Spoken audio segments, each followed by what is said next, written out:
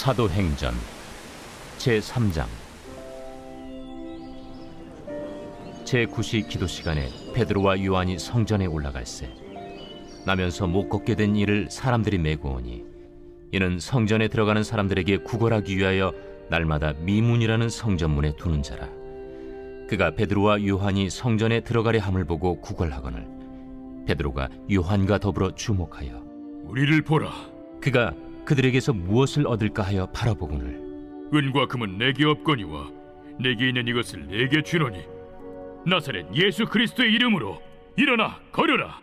오른손을 잡아 일으키니 발과 발목이 곧 힘을 얻고 뛰어서서 걸으며 그들과 함께 성전으로 들어가면서 걷기도 하고 뛰기도 하며 하나님을 찬송하니 모든 백성이 그 걷는 것과 하나님을 찬송함을 보고 그가 본래 성전 미문에 앉아 구걸하던 사람인 줄 알고 그에게 일어난 일로 인하여 심히 놀랍게 여기며 놀라니라. 나은 사람이 베드로와 요한을 붙잡으니 모든 백성이 크게 놀라며 달려나아가 솔로몬의 행각이라 불리는 행각에 모이거늘 베드로가 이것을 보고 백성에게 말하되 이스라엘 사람들아, 이 일을 왜 놀랍게 여기느냐?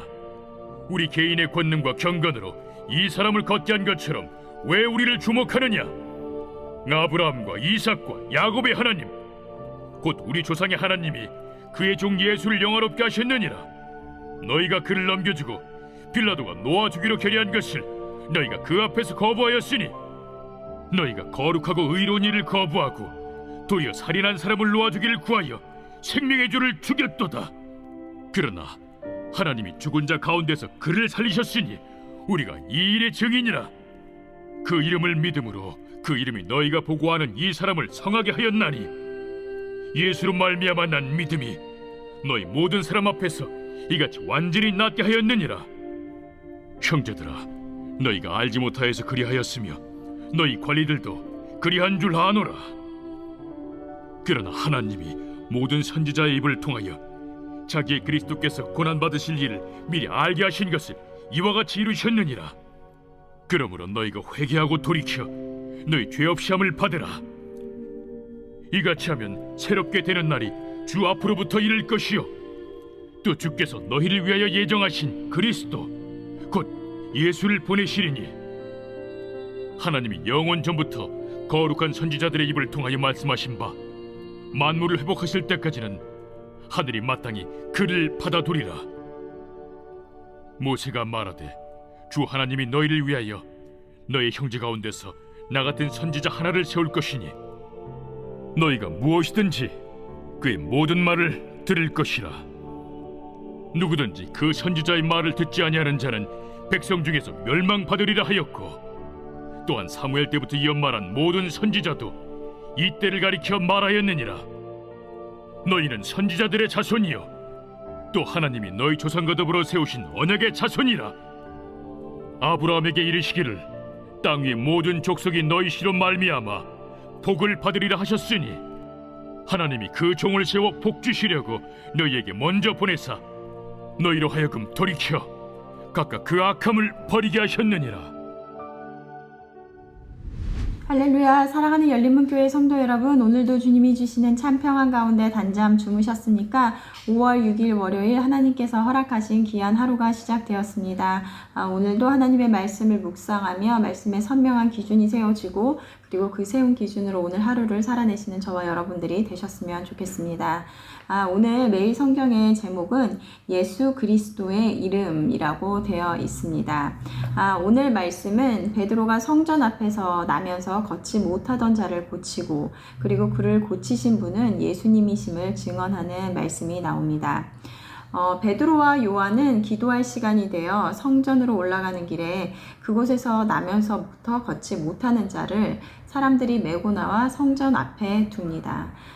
그는 성전 앞에서 들어가는 사람들에게 구걸을 하는 자였는데요. 그는 베드로와 요한에게 어느 때와 마찬가지로 무엇을 구할까 하며 구하였다라는 것입니다.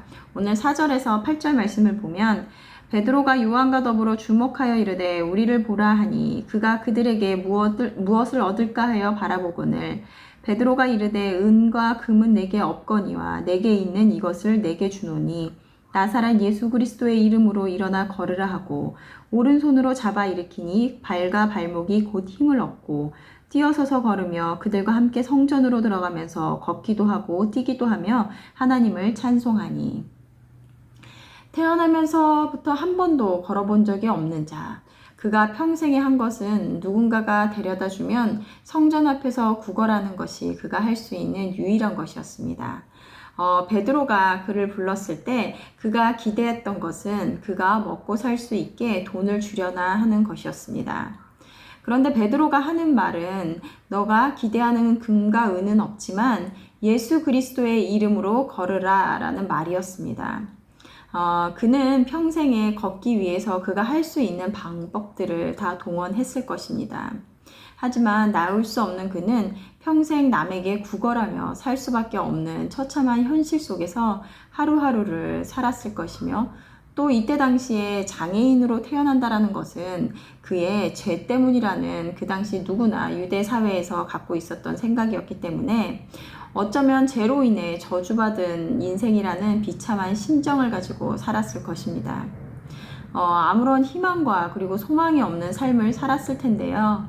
그런데 베드로에게 구걸한 그는 상상하지도 못한 선물을 받게 됩니다.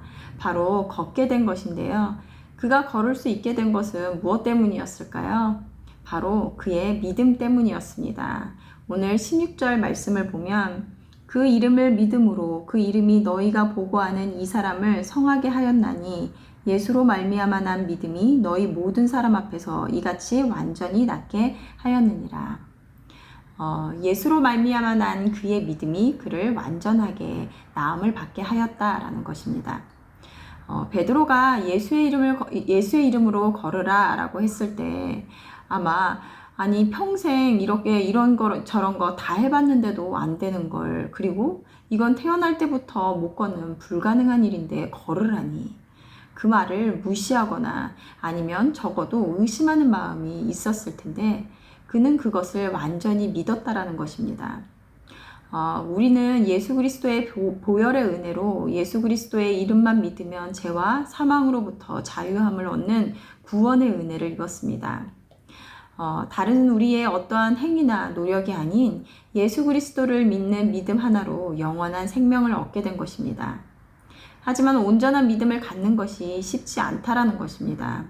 왜냐하면 우리의 상식과 이성이라는 벽 앞에, 그리고 경험과 지혜라는 벽 앞에 불가능한 일이라고, 있을 수 없는 일이라고, 나의 삶에 그런 일은 있을 수 없다라고 판단해 버리기 때문입니다.